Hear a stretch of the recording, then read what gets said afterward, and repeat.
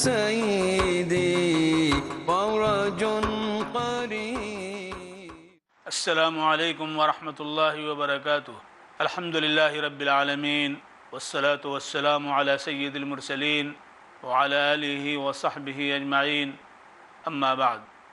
معزز حاضرین، آج کی اس محفل میں ایک اہم موضوع کے تعلق سے آپ کی توجہ مبذول کرانی ہے. حالات حاضرہ جس کے حصار میں ہم سب بند ہیں، موجودہ احوال جس کی وجہ سے چراغ پاں ہیں، اور اس سے نکلنے کی ہماری کوششیں اپنی بساط بھر جاری ہیں. لیکن جس طرح ایک مسافر دلدل میں پھنس جاتا ہے تو جس قدر وہ کوشش کرتا ہے نکلنے کی اور پھنستا چلا جاتا ہے، اسی طرح سے آج عالم اسلام دلدل میں پھنسا ہوا ہے اور ہر کوشش ناکامیوں کی طرف لے جا رہی ہے. خامیاں پر خامیاں بڑھتی چلی جا رہی ہیں، الجھنوں میں اضافہ ہوتا چلا جا رہا ہے، مسائل کا انبار لگا ہوا ہے، اور ہم اس کی بے یقینی کی کوشش کرتے ہیں، لیکن کامیابی جتنی ہونی چاہیے اس سے زیادہ مسائل پیدا ہو جاتے ہیں. اس کے باوجود ایک مسلمان، اس کا شعار یہ ہے کہ وہ ڈپریشن کا شکار نہیں ہوتا ہے، وہ ٹینشن میں مبتلا نہیں ہوتا ہے، اس لیے کہ جس ذات نے پیدا کیا ہے وہ ذات زندہ جاوید ہے، وہ حی و قیوم ہے. اگر اس نے کوشش کی اور اس میں ناکامی ہوتی ہے تو ایک مومن اپنے رب کی طرف دیکھتا ہے اور اس سے امید باندھتا ہے کہ پھر ہم کوشش کریں گے تو وہ کامیابی سے ہم کو ہمکنار کرے گا. اس لیے کہ ساری چیزیں وہی عطا کرتا ہے. لہذا اور کون سا در ہے جہاں وہ جا کر کے بھیک مانگیں، اور کون سا مقام ہے جہاں جا کر کے وہ ہاتھ پھیلائے، کون سی دہلیز ہے جہاں جا کر کے آنسو بہائے، کون سا گوشہ ہے جہاں چمٹ کر کے روئے، اور کون سا ماحول ہے جہاں اپنی آنکھ کھول کر کے اپنی تمناؤں کو دھوئے. ظاہر ہے وہ صرف اور صرف اس کائنات کا مالک و خالق اللہ کی ذات. حضرات، ان حالات میں اگر ہم تھوڑے دیر کے لیے یکسو ہو کر کے توجہ کے ساتھ غور کریں کہ آخر کیوں یہ ناکامیاں ہمارا پیچھا کر رہی ہیں، ہمارے پیچھے بھاگ رہی ہیں، کامیابیاں کیوں گریزاں ہیں، تو صاف یہ پتہ چلے گا کہ ناکامی اور کامیابی کا دار و مدار اصل اور نقل پہ ہے. ایک چیز اصل ہے. اس طرح تجارت آپ کرتے ہیں، تجارت پیسے کے ذریعے کی جاتی ہے، تجارت گولڈ کے ذریعے کی جاتی ہے. اصلی سونا آئے تو آپ کی تجارت فروغ پائے، اور نقلی سونا آئے تو دھوکے کی زد میں آ کر کے آپ کی کمپنی کا جو ہے دیوالیہ نکل جائے گا. اصلی نوٹ ہے تو آپ جہاں چاہیں گے جو سامان چاہیں گے لے سکتے ہیں، اور نقلی نوٹ ہے تو ایسی صورت میں آپ کو گرفتار کیا جائے گا، پکڑا جائے گا، اور آپ شرمسار ہوں گے، اور آپ کی ساری تگ و دو ٹوٹ کر کے بکھر جائے گی. یہی حال ایمان کا ہے. ایمان کا بھی ایک ذائقہ ہوتا ہے. انسان ذائقے کو حاصل کرنے کے لیے بڑی بڑی قربانیاں دیتا ہے، بڑے بڑے جتن کرتا ہے، بڑے جمگھٹے وہ جمع کرتا ہے. لذت آشنا ہونے کے بعد اگر لذت نہ ملے تو انسان اس کو چھوڑ دیتا ہے. لذت ملتی ہے تو ایک ناپاک چیز بھی عزیز ہو جاتی ہے. ایک کسان کو زراعت کی لذت گوبر اٹھانے پہ مجبور کرتی ہے، کھیت کی لذت دھوپ میں اور سردی اور ٹھنڈک میں کھیت میں کھڑے ہونے پر آمادہ کر دیتی ہے. باغ کی لذت، پھل کی لذت ایک باغباں کو تنہائی میں اندھیرے باغ کے اندر رہنے پر مجبور کر دیتی ہے. یہ لذت طاقت کا سرچشمہ ہے. لذت ایسا محرک کہ جو ہمارے زندگی کے قافلے کو تیزگام رکھتا ہے. لذت ہماری زندگی کا خاصہ ہے. ہم گنا اگر لیں اور اس میں لذت نہ ملے تو ہم پھینک دیں گے. سبزی کی لذت اگر حاصل نہ ہو تو وہ سبزی ہم نہیں کھائیں گے. مٹن بریانی کی لذت، کڑھائی گوشت کی لذت، سیخ کباب کی لذت، شامی کباب کی لذت، یہ ساری لذتیں جدا گانا ہے. انہی لذتوں کی وجہ سے لوگ دور دراز ہوٹل میں اگر یہ چیز مل رہی وہاں چلے جاتے ہیں اور وہاں سے وہ چیز حاصل کرتے ہیں.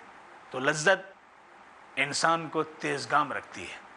یہ چیزیں جو مادی ہیں، یہ چیزیں جو فانی ہیں، یہ چیزیں جو محدود اپنے دائرے میں اثر رکھتی ہیں، ان کی لذتیں ہمیں بےتاب رکھتی ہیں، تو لوگوں بتاؤ وہ لذت جو ایمانی ہے، جس کا اثر اس دنیا میں بھی سربلندی اور آخرت میں بھی سرفرازی کے ساتھ ہمیں بہرور کرنے کے لیے اللہ رب العزت نے عطا کیا ہے، اس ایمانی لذت کا کیا کہنا؟ لیکن اگر ایمان اصلی ہے تو وہ لذت ملے گی، اور ایمان نقلی ہے تو وہ لذت نہیں حاصل ہو سکتی۔ اب سوال یہ پیدا ہوتا ہے کہ اصلی ایمان اور نقلی ایمان کسے کہتے ہیں؟ ہم اصلی نوٹ اور نقلی نوٹ کو تو سمجھ گئے، ہم میٹھے گنے اور پھیکے گنے کو بھی سمجھ لیتے ہیں، تو ایمان اصلی ہے یا نقلی ہے، اس کو کیسے سمجھیں گے؟ اللہ کے رسول احمد مجتبیٰ محمد مصطفیٰ صلی اللہ علیہ وآلہ وسلم نے اصلی اور نقلی ایمان کو بھی سمجھایا ہے، اور اصلی ایمان جب مل جائے گا تو اس کی لذت ہمیں حاصل ہوگی۔ اصلی ایمان، ایمان کہتے کسے ہیں؟ ایمان کہتے ہیں اس پوری دنیا کو بنانے والا صرف اور صرف تنہا اللہ ہے، اس پر ایمان یقین، اس کے علاوہ کوئی نہیں جو بنانے والا ہے، اور وہی قابل پرستش ہے۔ اسی نے اپنے انبیاء علیہ السلام کو انسانوں کی ہدایت کے لیے بھیجا ہے، فرشتے اسی کے پیدا کردہ ہیں، کتابیں اسی نے اتاری ہیں، اور تقدیر کا وہی مالک ہے، اور قیامت حق ہے، اور آخرت میں جزا و سزا کا ہونا برحق ہے۔ لہذا یہ یقین ایک مومن کو صاحب ایمان بنا دے۔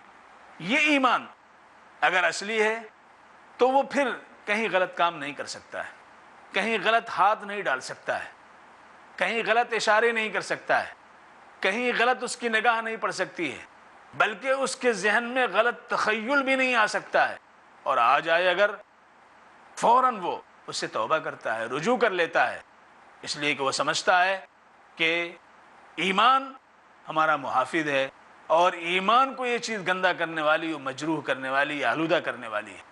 لہذا اس اعتبار سے بھی ہمیں جائزہ لینا چاہیے، اور خاص طور سے اس بات کی بھی فکر کریں کہ انہوں نے ان کو کلمہ بھی پڑھایا ہے کہ نہیں پڑھایا ہے، ان کا بچہ، ان کی بچی کلمہ بھی پڑھنا جانتی ہیں کہ نہیں جانتی ہیں، اس لیے کہ ان گھروں میں اللہ من عصمہ اللہ، اللہ نے جن کی حفاظت فرمائی، اور گھروں کے نظام میں نماز کا قیام ہے، تلاوت کا اہتمام ہے، کوئی مولوی صاحب آ کر کے پڑھاتے ہیں، کچھ بچوں کو سکھاتے ہیں، اور اگر ایسا نہیں ہے، ایسی جگہ وہ مکان ان کا ہے، ایسی جگہ ان کا فلیٹ ہے جہاں کوئی مسجد نہیں ہے، جہاں اذان کی آواز نہیں سنائی پڑ رہی ہے، جہاں کوئی مولوی صاحب جا کر کے پڑھانے والے نہیں ہیں، تو ظاہر ہے وہ بچے تو اعلیٰ تعلیم کے چکر میں وہ ان درسگاہوں اور دانشگاہوں کا رخ کرتے ہیں جہاں ایمان سوز تعلیم کا نظام ہے، ایمان خیز تعلیم سے دوری ہے۔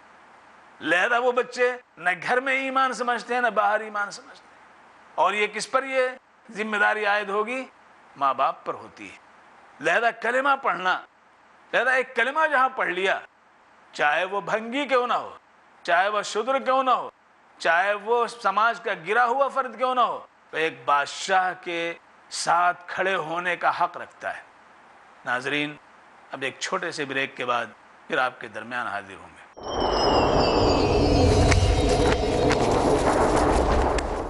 اے طائر لاہوتی، اس رزق سے موت اچھی جس رزق سے آتی ہو پرواز میں کوتاہی۔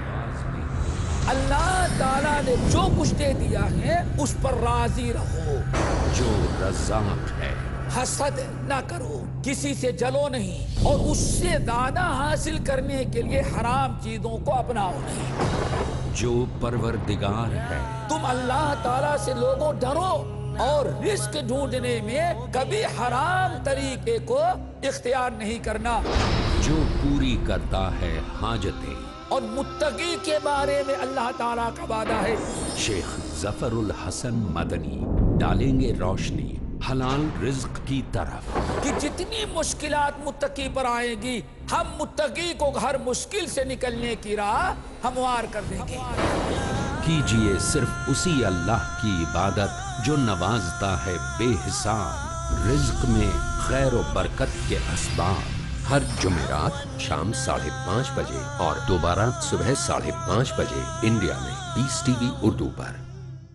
جھوٹ کا اندھیرا کتنا ہی گہرا کیوں نہ ہو، سچائی کی ایک کرن سے مٹا دینے کے لیے کافی ہے۔ ہر پہلو، ہر نظریہ، ہر نقطہ سچ کا، ہر دم، ہر پل، ہر لمحہ سچ کو پیش کرنے کی جستجو۔ آئیے میرے ساتھ اور حق کو جانیے۔ عالم انسانیت کے لیے سچائی کی روشنی۔ ڈاکٹر ذاکر نائک پیش کریں گے اظہار حق، آج رات 10 بجے اور دوبارہ صبح 8:30 بجے انڈیا میں پیس ٹی وی اردو پر۔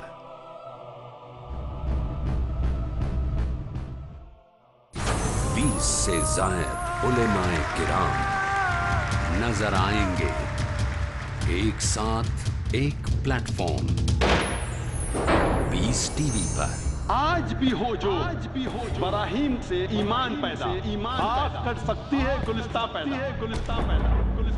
جن کا مقصد، جن کی کوشش کہ اللہ کے بندوں تک اللہ کا پیغام پہنچایا جائے۔ اسی سے دنیا میں امن و امان قائم ہو سکتا ہے۔ ایسے ہی لوگوں کے لیے امن و سلامتی اور شانتی، اور یہ لوگ ہدایت پر ہیں۔ ہدایت اور نجات کی راہ بتانا۔ پیارے رسول کی نصیحت، پیارے رسول کی وصیت۔ اسلام ساری دنیا کے اندر امن و چین قائم کرنے کے لیے آیا ہے۔ اس کے مطابق ہم اپنی زندگی کو بنائیں کہ مسلمانوں تم جنت میں داخل نہیں ہو سکتے جب تک ایمان والے نہ ہو جاؤ۔ حق اور انصاف کی راہ پر لانا۔ ہماری پریشانیوں کا علاج قرآن اور سنت ہے، جو اللہ تعالیٰ کا پیغام ہے۔ عبادات اتنی آسان دنیا کے کسی مذہب میں نہیں۔ محبت اور امن کی راہ پر چلانا۔ محمد رسول اللہ صلی اللہ علیہ وسلم کے نقش قدم پہ چلیں۔ قیامت تک آپ کی سنت، آپ کی شریعت قابل عمل ہے، واجب العمل۔ ہر مسلمان کا فرض ہے کہ وہ اسلام کا پیغام دوسروں تک پہنچائے۔ کیونکہ اسلام کا ہر سبق، ہر قانون عام کرتا ہے محبت کا چلن، راہ امن۔ اگلا پروگرام پیس ٹی وی اردو پر۔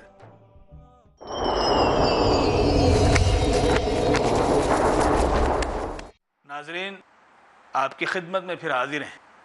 یہ عرض کر رہا تھا کہ مسلمان ہونے کے لیے شرط ہے کہ وہ کلمہ پڑھے، لہذا اس اعتبار سے بھی ہمیں جائزہ لینا چاہیے، اور خاص طور سے میں مخاطب ہوں ان ہائی فائی گھرانوں سے جو اعلیٰ تعلیم جو اپنے بچوں کو دلاتے ہیں۔ اس بات کی بھی فکر کریں کہ انہوں نے ان کو کلمہ بھی پڑھایا ہے کہ نہیں پڑھایا ہے، ان کا بچہ، ان کی بچی کلمہ بھی پڑھنا جانتی ہیں کہ نہیں جانتی ہیں۔ اس لیے کہ ان گھروں میں اللہ من عصمہ اللہ نے جن کی حفاظت فرمائی، اور گھروں کے نظام میں نماز کا قیام ہے، تلاوت کا اہتمام ہے، کوئی مولوی صاحب آ کر کے پڑھاتے ہیں، کچھ بچوں کو سکھاتے ہیں، اور اگر ایسا نہیں ہے، ایسی جگہ وہ مکان ان کا ہے، ایسی جگہ ان کا فلیٹ ہے جہاں کوئی مسجد نہیں ہے، جہاں اذان کی آواز نہیں سنائی پڑ رہی ہے، جہاں کوئی مولوی صاحب جا کر کے پڑھانے والے نہیں ہیں، تو ظاہر ہے وہ بچے تو اعلیٰ تعلیم کے چکر میں وہ ان درسگاہوں اور دانشگاہوں کا رخ کرتے ہیں جہاں ایمان سوز تعلیم کا نظام ہے، ایمان خیز تعلیم سے دوری ہے۔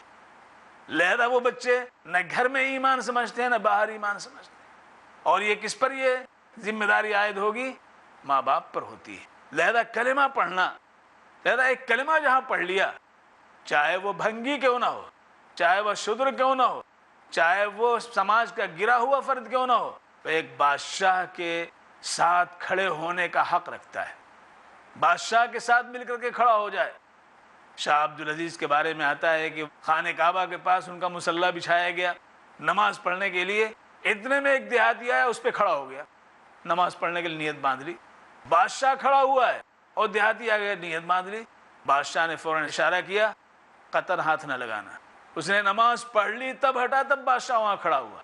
یہ ہے مومنان، ایمان بادشاہ حاکم و محکوم میں، بادشاہ اور رعایا میں کوئی فرق نہیں کرتا ہے، ایمان نے سب کو برابر کیا۔ یا ایھا الناس انا خلقناکم من ذکر و انثی وجعلناکم شعوبا وقبائل لتعارفوا ان اکرمکم عند اللہ اتقاکم۔ اے لوگو، بے شک ہم نے تم کو پیدا کیا ہے ایک مرد اور ایک عورت سے، اور ہم نے تم کو بنایا قبیلوں کی شکل میں، خانوادوں کی شکلیں تم کو ہم نے دیں، قبیلوں کی شکلیں ہم نے دی، یہ لڑنے اور جھگڑنے کے لیے نہیں ہے کہ ہمارا قبیلہ اچھا ہے، ہمارا قبیلہ بڑا ہے، ہم جو ہیں صاحب جو ہیں بہت اعلیٰ درجے کے ہیں اور وہ نچلے درجے کا ہے، نہیں، یہ پہچان کے لیے ہے، پہچان کے لیے۔ جس طرح اللہ نے شہروں کے نام رکھے، محلوں کے نام رکھے، پہاڑوں کے نام رکھے، زمینوں کے نام رکھے، باغات کے نام رکھے، ایسی اللہ رب العزت نے جس طرح ستاروں کے نام رکھے، چاند و سورج کے نام رکھے، ایسی افراد انسانی کے نام رکھے، اسی طرح سماج و معاشرے کے نام رکھے، ایسی قبیلے اور خانوادوں کے نام رکھے گئے ہیں۔ یہ فرق کے لیے نہیں ہے بلکہ یہ پہچان کے لیے، تاکہ ہم پہچان لیں، کوئی پہچان چاہیے۔ لہذا اللہ نے فرمایا کہ تم میں مکرم اور تم میں باعزت اور عظمت والا کون ہے؟ تم میں باعزت عظمت والا وہ ہے جو سب سے زیادہ اللہ کا لحاظ کرنے والا ہے۔ اللہ کا لحاظ کرنے والا ہے تو سب سے باعزت ہے۔ لہذا یہ ایمان جب مستحکم ہوگا، ایمان جب محکم ہوگا، ایمان قوی ہوگا تو ایمان اصلی ہوگا۔ تو وہ دیہات سے آئے ہوئے لوگ تھے، انہوں نے اسلام قبول کیا اور اس کے بعد وہ کہنے لگے اللہ کے رسول ہم ایمان لے آئے ہیں، ہمیں دیجئے، ہمیں پیسے دیجئے، ہمیں فلاں دیجئے، فلاں دیجئے۔ جب انہوں نے کہا تو اللہ کے رسول صلی اللہ علیہ وسلم پر یہ وحی نازل ہوئی، قالت الاعراب آمنا قل لم تؤمنوا ولكن قولوا اسلمنا ولما يدخل الايمان في قلوبكم۔ دیہات سے آنے والوں نے کیا کہا؟ ہم ایمان لے آئے۔ آپ کہہ دیجئے کہ تم ایمان لائے ہی نہیں ابھی، بلکہ تم نے سر تسلیم خم کیا ہے، سر جھکا دیا ہے، مان لیا ہے، بس ابھی ایمان نہیں۔ ایمان تمہارا نقلی ہے، اصلی ایمان نہیں ہے۔ اصلی ایمان ہوتا تو یہ مطالبہ نہیں کرتے۔ یہ مطالبہ کرنا اس بات کی دلیل ہے کہ تمہارا ایمان ابھی ابتدائی مرحلے میں ہے۔ قل لم تؤمنوا ولكن قولوا اسلمنا ولما يدخل الايمان في قلوبكم، ابھی تو تمہارا ایمان تمہارے دلوں میں داخل ہی نہیں ہوا ہے۔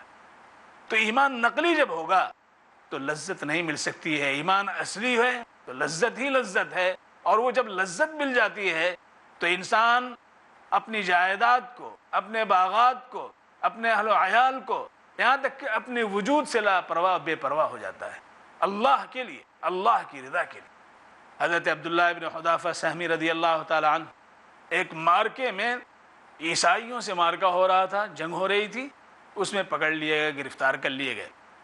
عیسائی بادشاہ کے حضور میں پیشی ہوئی، بادشاہ کو بتایا گیا کہ یہ محمد صلی اللہ علیہ وسلم کے خاص صحابی ہیں۔